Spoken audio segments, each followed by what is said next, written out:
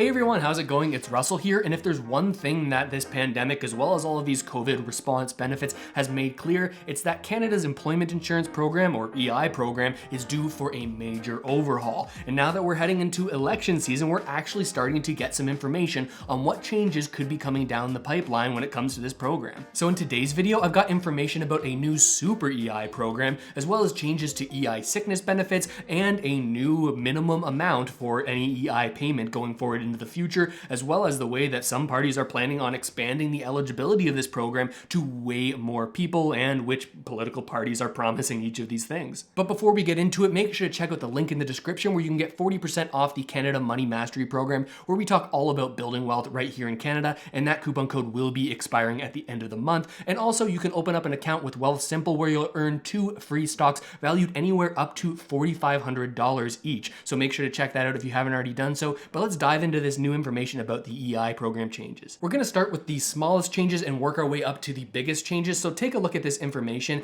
This is where the sort of most subtle changes are happening. And this is actually from the current Liberal government. This is Budget 2021. You may know that with this election coming up, the Liberals actually haven't put out a full plan on what they're planning on doing. So this is the closest thing we have to a plan as to what changes they make to this program. And it's a little bit underwhelming, certainly compared to the next plans I'm going to show you. In Budget 2021, the Liberals promised to spend $5 million over 2 years, and they're going to give that money to Employment and Social Development Canada to conduct targeted consultations with Canadians. They're going to talk to stakeholders in various different parties to find out, hey, how do you think we should change the EI program going forward into the future? And they made very clear that any permanent changes to the EI program to further improve that access to the program will be made following these consultations once the recovery from the pandemic is fully underway. So the reason this is a little bit underwhelming is because it doesn't give us any details on how they think the program should be changed, just saying, hey, we're going to have more meetings and talk about it some more,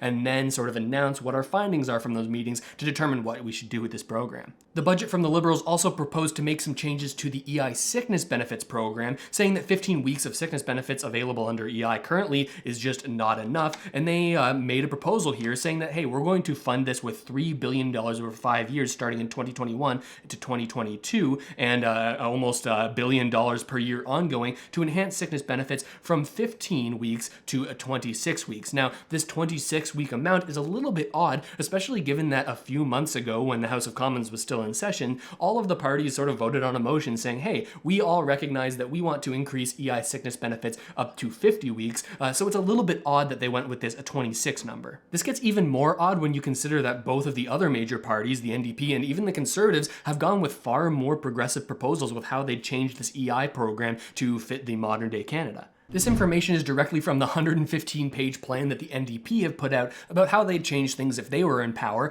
and I'll start right here. They make an accusation saying, for decades, Liberal and Conservative governments have used the EI fund to balance the books, while fewer and fewer workers are actually able to access the benefits that they've already paid for. The Conservatives brought in mean-spirited changes to the EI that hurt workers, families, and communities, and the Liberals have just tinkered around at the edges rather than actually improving the system for all, and they say that during the COVID-19 crisis, the changes they've made to EI are temporary and won't fix the underlying problems that prevent Canadians from getting the help they need. And this is where the NDP lay out their biggest change to the EI program that they say they would make happen if they were in power, saying that to help make ends meet while on EI will create a low-income supplement so that no one who is relying on EI regular or special benefits to stay afloat receives less than $2,000 a month. So essentially what this sounds like is that even if the current EI program will have people earning less than $2,000 per month when they're a part of that program, they're going to, it seems, top up that EI amount to make sure that nobody is receiving less than $2,000 each and every month. They're also saying that they would make more people eligible for this program, saying that they'd make EI available to people who quit their jobs to go back to school, to provide necessary childcare, or to protect their health or the health of immunocompromised family members. Now, this is a change from the current EI program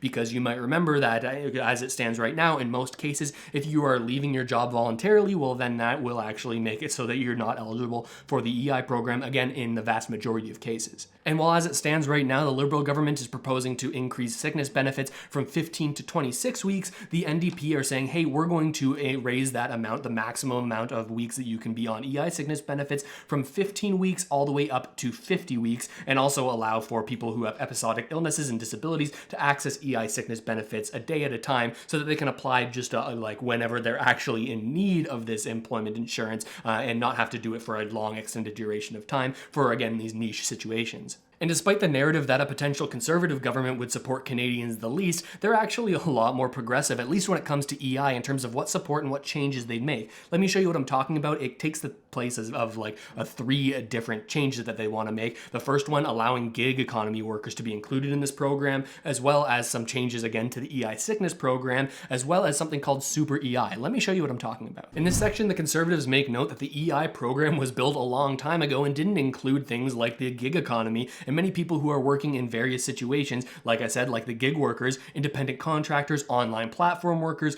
contract workers, people who are on call, and temporary workers, saying that, hey, most of these people actually aren't able to pay into the insurance program or the EI program, and as a result, when they fall on tough times, they're also not able to access it. So they actually proposed something entirely new called an employee savings account that would essentially work like this. If you have a gig economy company, say you would drive for Uber, even though you are sort of set up as an independent contractor, that gig economy company, Uber in this example, would actually have to make contributions on your behalf equivalent to CPP and EI premiums into a new portable, we're going to talk about what portable means, employees savings account. And here's one interesting key fact, is that the money will grow tax-free and can be withdrawn by the worker when needed. The first important thing we need to make note of here is this word portable. As many of you may know, to live in Canada, it's becoming increasingly harder and harder to make ends meet. Many people are having to take on multiple jobs and switch between jobs frequently. The fact that it says that this is portable means that this employee savings account, any amount that would have grown there while you were working for one company, if you were to switch to another contract job or a different gig economy business,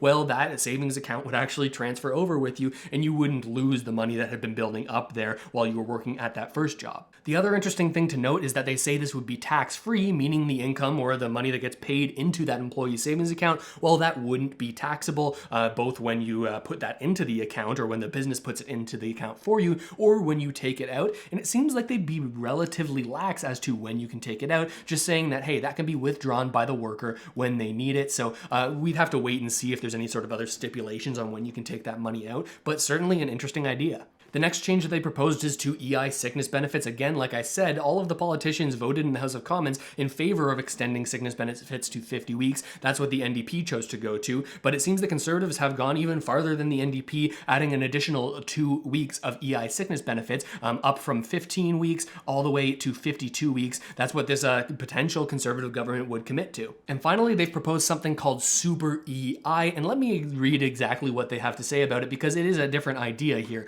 They say that Canada's Conservatives understand how a recession can be devastating for Canadian workers and their families. Think COVID-19. If this program were in place during COVID-19, it would have kicked in, but we'll get to that in a second. They say when people are laid off and can't find jobs, the government has to be there with the support that families need. The challenge is to provide generous benefits without breaking the bank and hitting workers with soaring EI premiums. We recognize that Canadians want to work hard in a good job, but they want to know that the government has their backs in a crisis. So here's the Super EI problem or program that should solve this problem, or at least the Conservatives think it will. They say we will launch a Super EI program that temporarily provides more generous benefits, 75% of salary instead of 55%, when a province goes into recession, and that's indicated by a 0.5 increase in the unemployment rate as defined by the SOM rule. EI will return to normal levels once the recession is over, as evidenced by 3 months of job gains. So essentially, the way this would work is if there's some sort of black swan event like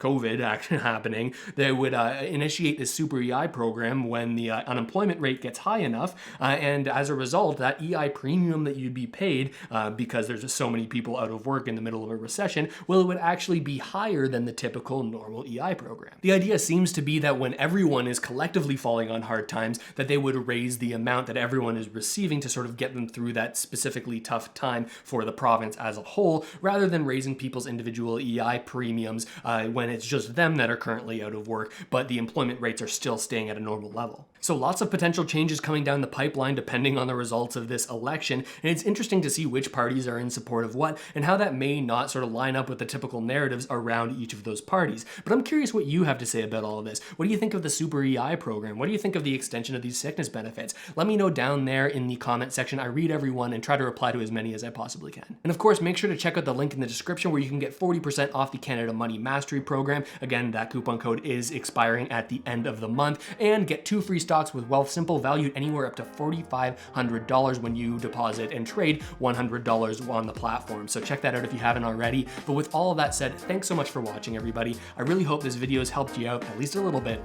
and I'll see you next time.